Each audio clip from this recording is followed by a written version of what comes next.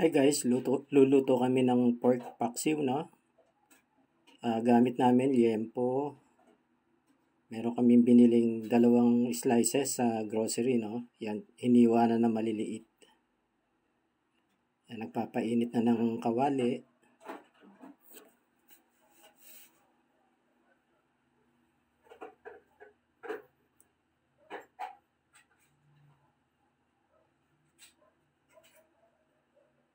Konting mantika.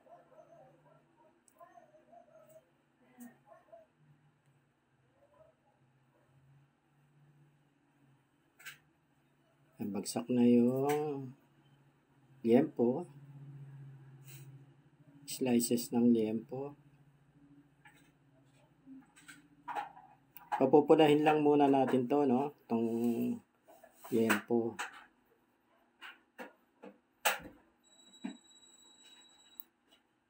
Konting asin.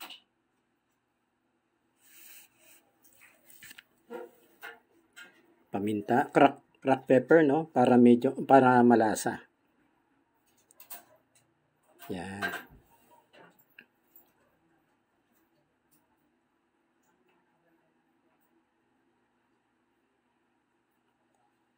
Haluin muna natin.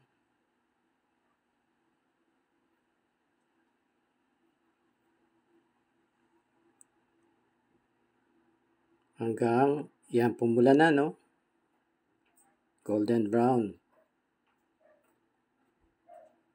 Nag-excrete na rin siya ng kanyang oil, no? Tapos, sinet aside, binagsak na yung bawang, mga 6 cloves ng garlic, at isang onion, in-slice na, no?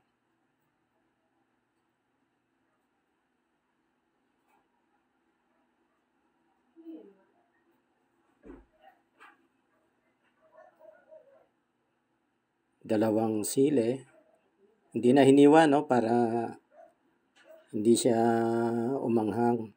Ayan. Saute.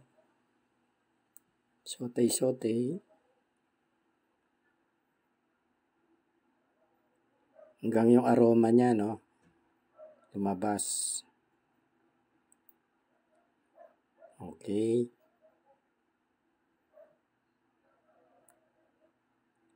Nag-turn na rin yung color ng bawang. Yan. Minix na dun sa liempo.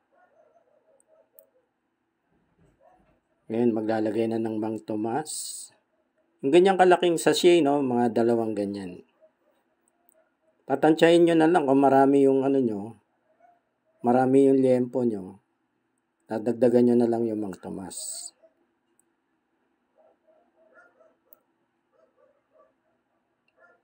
Yan pa isa.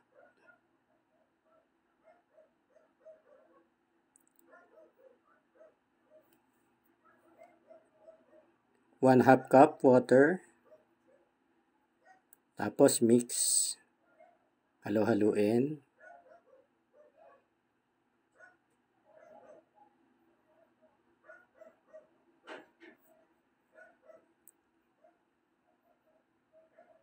Vinegar, 2 tablespoons. Dapat maasim-asim, no?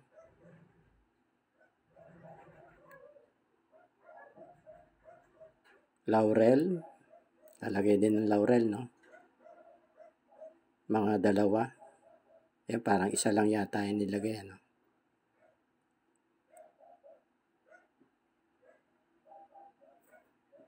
And 1 tablespoon ng brown sugar.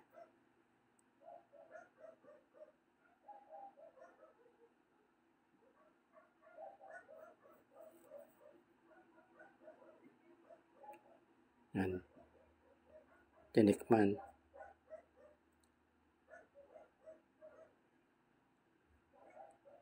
One tablespoon oyster sauce. Yan. Para maging malinamnam, no? At magpakulay na rin pati. Yan.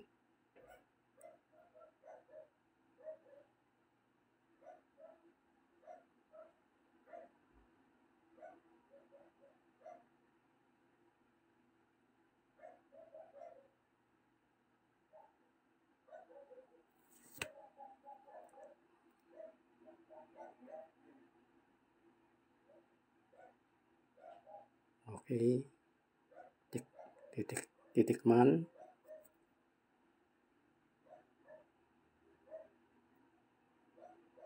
Okay na.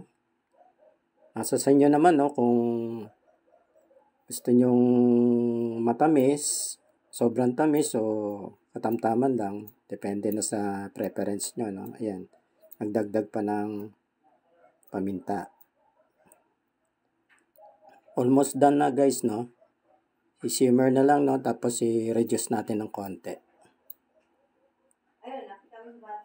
Takpan muna natin. Okay na. Luto na yung aming paksiw na pork paksiw. Lunchtime.